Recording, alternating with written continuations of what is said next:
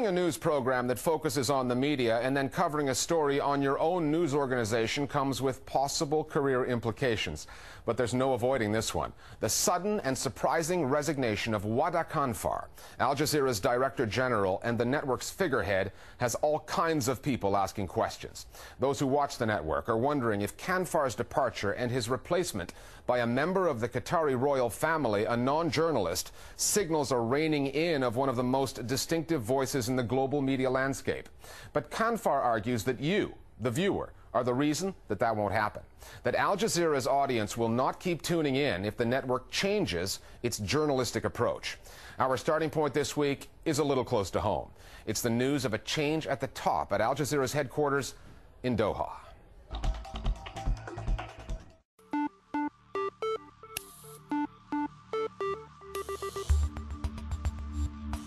The news was broken by Wada Kanfar himself via Twitter. After 8 years of service leading Al Jazeera, I have just announced that I am moving on. A news story delivered in 84 characters that instantly had others tweeting. The first thing that went through my mind was, oh no, here's a guy that for the last 8 years has put Al Jazeera and its various properties and networks on the global map.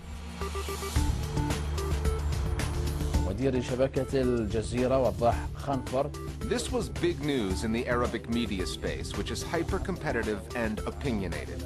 This London-based pan-Arab channel ran the story ahead of the protests in Yemen and Syria. ولكن نبدأ متابعة لخبر استقالة وضاح خنفر من إدارة قناة الجزيرة. This Egyptian talk show host sarcastically referred to Al Jazeera as the people who taught us democracy and freedom of the press, and wondered what had happened to that. قعدنا سنين طويلة جدا بنقول أمين. آن الأوان إن إحنا بس نسأل شوية أسئلة. The initial rush of Western coverage, such as the New York Times, linked Wada Kanfar's resignation to a recent story about WikiLeaks and a U.S. diplomatic cable from 2005 that suggested Kanfar had toned down Al Jazeera's Iraq coverage after meeting with U.S. government officials. However, people familiar with the network say that theory is off the mark. I think it's pretty much what is to be expected,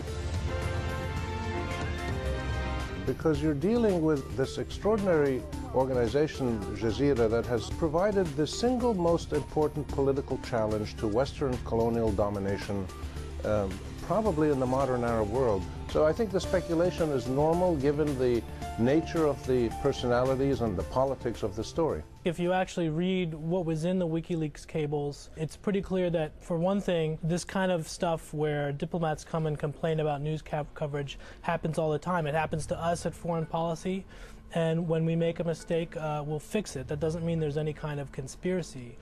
I also believe that his departure is not connected to the WikiLeaks revelations. I don't believe that they really do show anything out of the ordinary. I also know it to be the case that discussions and ideas about Kanfar's departure long predated those very recent revelations from WikiLeaks. Kanfar later tweeted he was entertained by all the rumors of why I have resigned, but he provided no specific reasons for leaving, just that it was time for a change. That fueled theories of a conflict between Kanfar and the network's owners, the Qatari royal family, which heard many complaints from Arab leaders over Al Jazeera's coverage of the Arab Spring. In an interview on Al Jazeera English, Kanfar maintained the network's coverage was not affected by that, not interfered with. We have clear guidelines, we have code of ethics and code of conduct that continue to direct our editorial policy.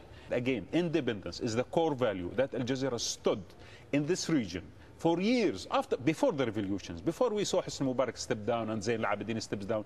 We stood up. Our people went to jail, and our bureaus were bombed by the Americans, and our journalists were detained by Arab authoritarian regimes. We never altered our editorial policy, and that is the greatest asset.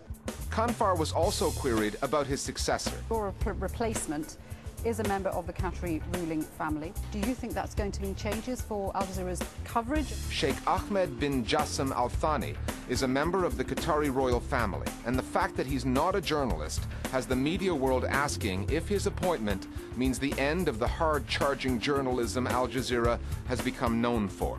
I think it's perfectly normal to have some concerns at a very superficial level initially, but the responsible thing to do is let's judge people by what they actually do. To have a member of the Qatari royal family as the Director General of Al Jazeera does certainly appear to show that the Emir is establishing a tighter control over the network.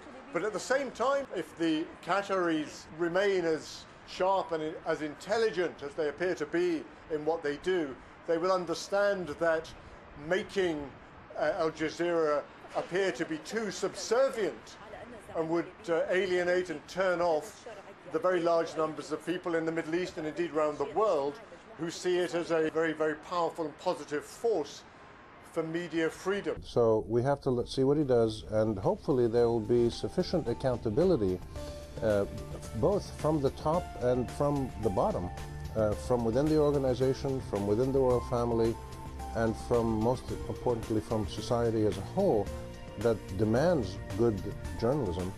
That is precisely the point Wada Kanfar made, that the best guarantors of Al Jazeera's editorial independence are not in the boardroom or the newsroom. They are in the audience. If Al Jazeera thinks that it could, change its editorial policy, then our audience, which is very clever and politicized, will turn away from it. This is why Al Jazeera cannot do it. The audience are the security for our integrity and for our independence. So, as they say in the news business, watch this space. And this one. That's what they'll be doing in the Arab Street. They'll be tuning in a few palaces as well. Our Global Village Voices now on the future of Al Jazeera. Al Jazeera has always made the distinction that they are a state-owned operation, not state-run. With that said, my concern does not lie in whatever sort of bias that Al Jazeera may have incurred under outgoing news director Wada Kanfar's leadership, but rather in his successor, a Qatari royal who is also an executive at Qatar Gas. With this move in leadership, I am slightly concerned that Al Jazeera may be blurring the lines between state-owned and state-run. What the Director General of Al Jazeera did was probably not that big of a deal.